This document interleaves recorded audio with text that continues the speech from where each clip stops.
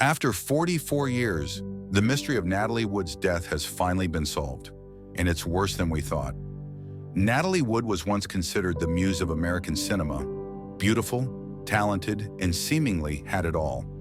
But behind the bright smiles on the red carpet was a dark past hidden by Hollywood that she never escaped. So what is the truth? Why was her death delayed? And why were the influential names shielded? Don't take your eyes off the screen as we reveal some rare photos and untold stories about her. And meanwhile, make sure to subscribe to the channel so you don't miss any new untold stories about Hollywood stars. Smash that like button and hit the notification bell. Natalie Wood was born on July 20th, 1938 in San Francisco. She was the daughter of Russian immigrants Maria and Nikolai. Her mother, Maria, believed that the way out of the family's poverty was through little Natalie. When Natalie was 4 years old, her mother pushed her into acting, beginning a journey filled with glamour, but also immense bitterness. Under the stage lights, applause, and the hunger of the film industry, she quickly became a prisoner of the very world in which she shined. At the age of 9, Natalie became America's child angel with her role in Miracle on 34th Street. She embodied innocence and purity, becoming the dream of millions of American families after the war. But behind that glamour was a stolen childhood, where Natalie was no longer a child, but a cinematic product molded and controlled by her parents and the Hollywood moguls.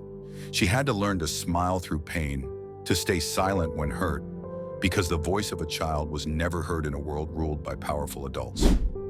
At 16, Natalie became entangled in her first scandal with director Nicholas Ray, a man nearly 30 years older than her.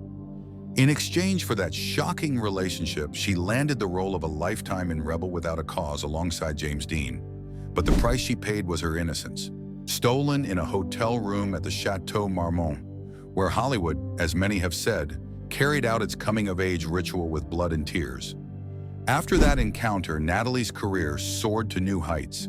She starred in a string of iconic films such as West Side Story, Splendor in the Grass, and Love with the Proper Stranger, earning an Oscar nomination before the age of 25. The press dubbed her America's Audrey Hepburn, elegant, intelligent, and deeply emotional. But behind those captivating eyes was always a subtle sadness, as if she were constantly playing the lead in a real-life tragedy. In television, Natalie also left a lasting impression with her role in The Pride of the Family and episodes like the Pepsi-Cola Playhouse. Among them, the episode Carnival from GE Theater was considered by her to be one of her most remarkable artistic moments. Her film career continued to flourish with roles in The Silver Chalice, One Desire, The Searchers, and 2 hit comedies alongside Tony Curtis, Sex and the Single Girl, and The Great Race. Her ability to speak Russian brought depth to her portrayal of Maggie Dubois in The Great Race, a testament to Natalie's versatility and intelligence in the arts.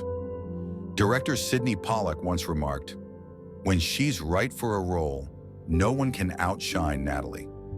Her powerful performances in Inside Daisy Clover and This Property is Condemned, both with Robert Redford, earned her 2 Golden Globe nominations.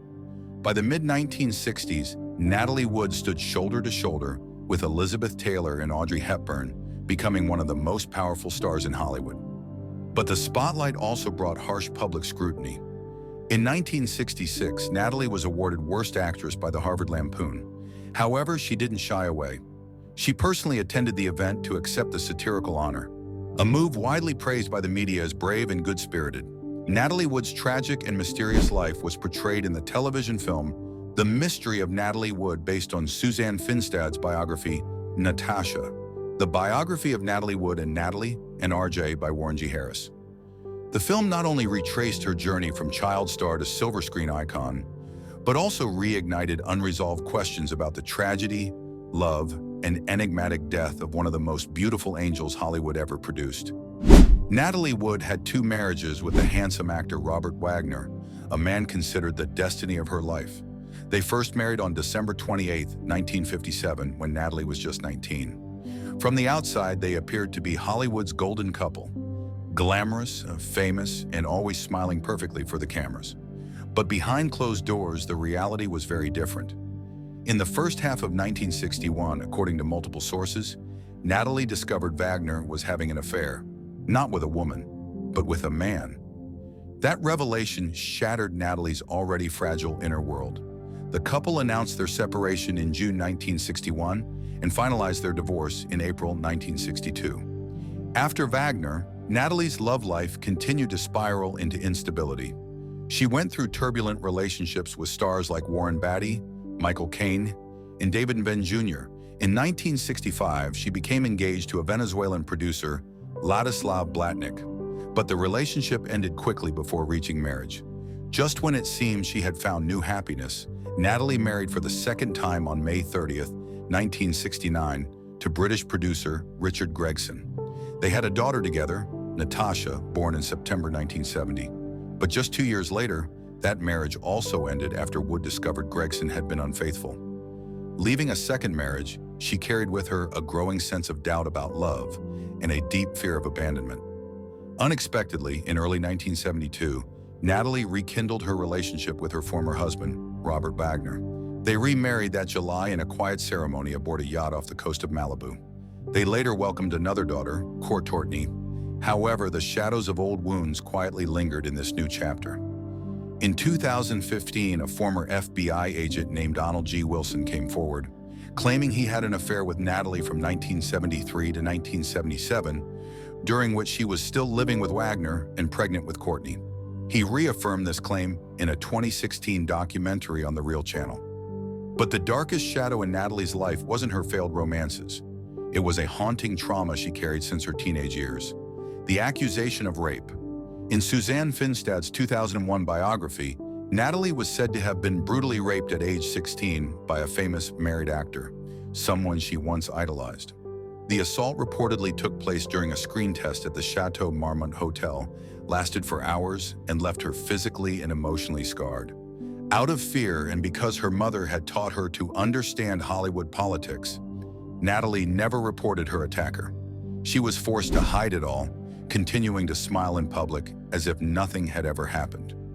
In 2021, in her memoir, Little Sister, Lana Wood publicly named the man she claimed had assaulted Natalie, Kirk Douglas, a legendary screen icon, a symbol of American masculinity. But according to Lana, he was also the monster who stole her sister's youth and innocence. Natalie Wood's life was a constant struggle between light and darkness, between fame and personal hell. She always appeared as the picture-perfect star, but behind that mask was a woman deeply wounded to her core.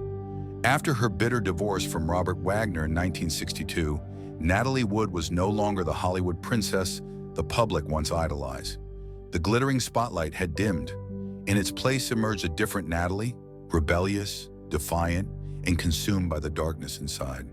She no longer searched for love. She hunted for escape. But this escape didn't come from the heart. It came from the flesh. Natalie threw herself into a series of forbidden affairs, as if waging war against the world that had crushed her. Warren Beatty, one of the most notorious womanizers in Hollywood, became the first victim of what many saw as her revenge through the body. With him, Natalie didn't love. She burned.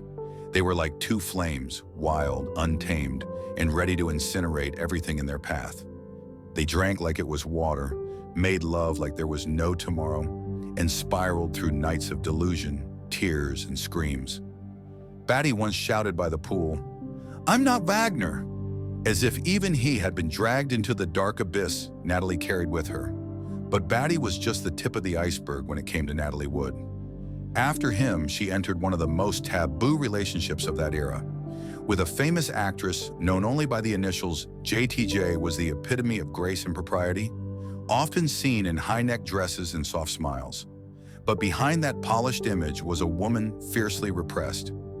Natalie, with all her chaos and rebellion, became the mirror reflecting JT's hidden desire to live her truth. The two women rented a beachside villa, cut ties with Hollywood, and lived as if the outside world didn't exist. But it wasn't paradise. Their relationship was a volatile mix of love, rage, and painful dependency. Rumors of bizarre sexual rituals circulated among the elite, while Natalie slowly blurred the line between longing and despair. A close friend once confessed, Natalie didn't believe in love anymore. She believed in pleasure as the last form of power she had left. In 1972, Natalie Wood shocked Hollywood by remarrying Robert Wagner.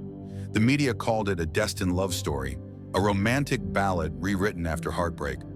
But the reality was far more brutal. To those close to her, it was nothing short of emotional suicide.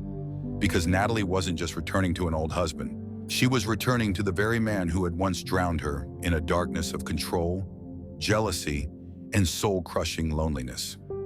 Their second marriage was anything but a fairy tale. Though they smiled on red carpets and held hands at glamorous events, behind closed doors were endless arguments, simmering suspicions, and a Natalie who was growing increasingly anxious and fragile. She often turned to alcohol and sedatives to escape a fear that only she truly understood. Then came the night of November 29, 1981, that fateful night. Natalie Wood, Robert Wagner, and actor Christopher Walken boarded the yacht Splendor for a weekend getaway to Santa Catalina Island. But that trip would never end the way it began. By dawn the next morning, Natalie's lifeless body was found floating in the frigid water. The initial report claimed she had slipped and fallen from the boat while trying to leave in a dinghy. But questions arose quickly, and no one believed it was just an accident. A passenger from a nearby boat claimed they heard a woman screaming into the night, "Help me! He pushed me!" Police noted multiple bruises on Natalie's body, especially on her arms and face, signs of a possible struggle or assault before her death. Christopher Walken, who initially said he had gone to bed early and didn't know what happened, later changed his statement, further deepening the mystery. And Robert Wagner, he remained silent for 3 decades. No explanation, no confession, not a hint of remorse. It wasn't until 2011, after public pressure and new evidence reopened the case, that Robert Wagner was officially named a person of interest. The public was outraged. People began asking, was Natalie murdered? Did Wagner, in a fit of rage, push her from the deck? And why had the truth been buried for so long? The death of Natalie Wood is not just a tragedy. It's one of Hollywood's darkest, most enduring mysteries. Thank you for watching until the end of the video.